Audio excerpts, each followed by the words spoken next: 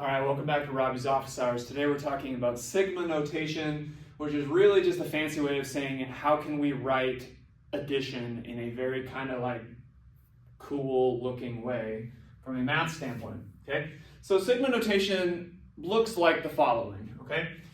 If I take the sum, it has what's called an index, okay? So K is what's called your index, right? So that's your index.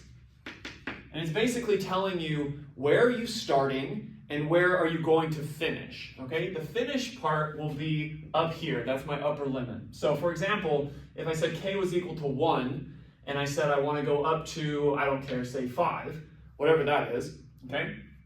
Of whatever this thing is on the right-hand side. So this is some function of K. So let's call it f of K, whatever that is, okay? That's my upper limit. My upper limit, and all this says, okay, it's incredibly simple. All it says is the following. Start with K is equal to 1. That's it. Take K equals 1, plug it into the function, see what happens, okay? What is the result going to be? Well, I don't know what f is, but it's going to be f of 1 for sure. I know that's what it's going to be, okay? And then it says, do the same thing, so add f of 1 to now move K up 1 unit. So it goes from K equals 1 to K equals 2.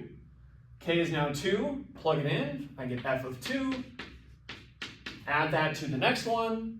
K is now 3, moves up, so I get f of 3, plus K moves up, 4, f of 4, plus next one, K is 5, f of 5.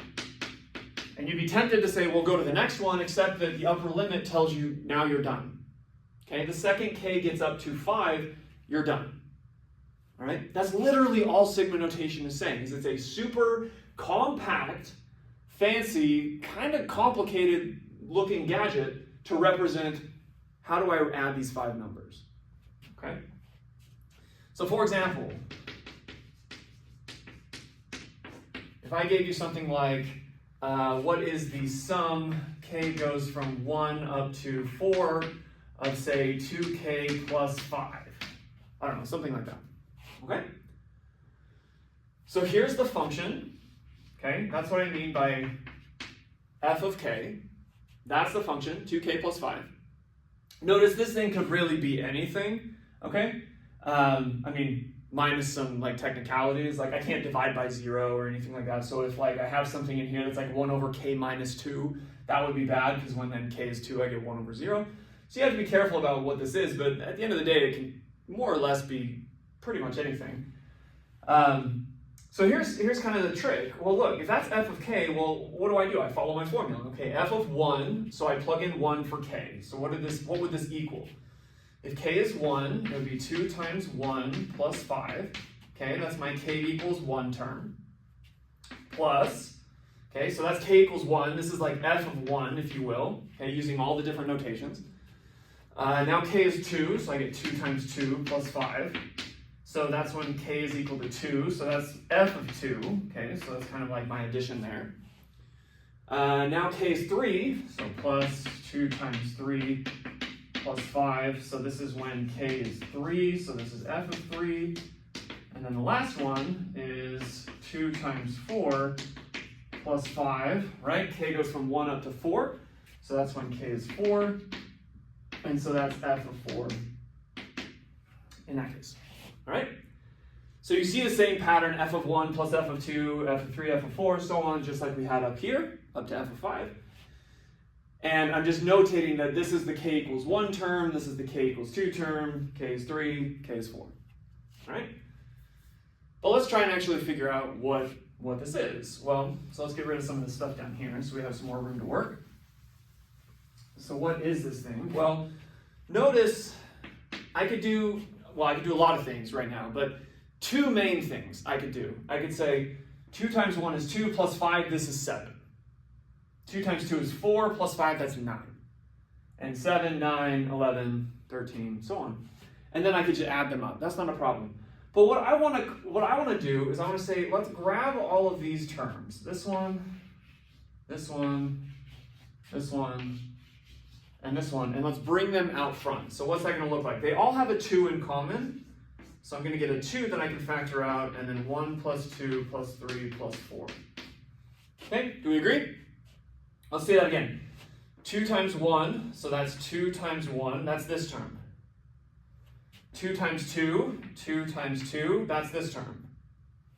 2 times 3, 2 times 3, that's this term. 2 times 4, 2 times 4, that's this term. Okay, so we got all 4 terms. But then what do I have on the back end of this? I have 5, 5, 5, and 5. So I have plus 5 plus 5 plus 5 plus 5. So I get that.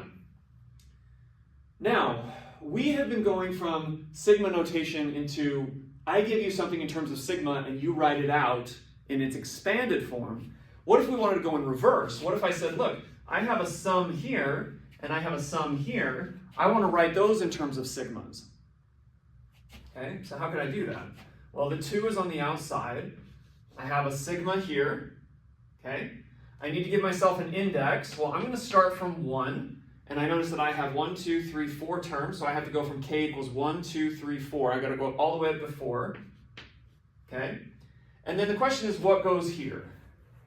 Well, when k equals 1, I need to get 1. When k is 2, I need to get 2. When k is 3, I need to get 3. When k is 4, I need to get 4. So you kind of convince yourself that has to be a k. You just do a quick spot check. If k is 1, I get 1. Okay, that's good. If k is 2, I get 2. Okay, that's good. 3, 3, 4, 4. Okay, good. It works. Then the question is, what is k over here? Again, we're going to have 4 terms. So let's say k goes from 1 up to 4.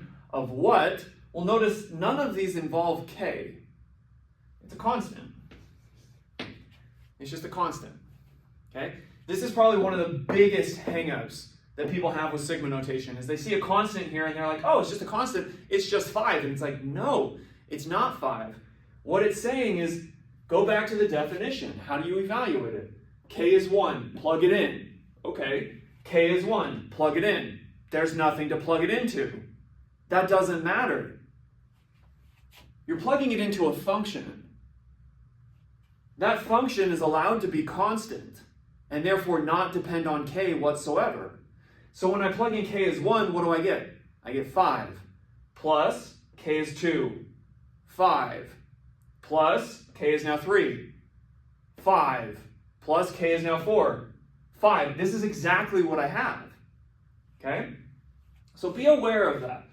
Be aware of that. Now, why did I illustrate it this way? It's to illustrate the property that summations, or sigmas, okay, sigmas, they can distribute and constants can get pulled out. So I can really write this as 2 times the sum k equals 1 to 4 of k, plus, I could write this one a couple ways. I could say, well, 5's a constant, so I could take the 5 out, but then what goes here? Well, it would be a 1.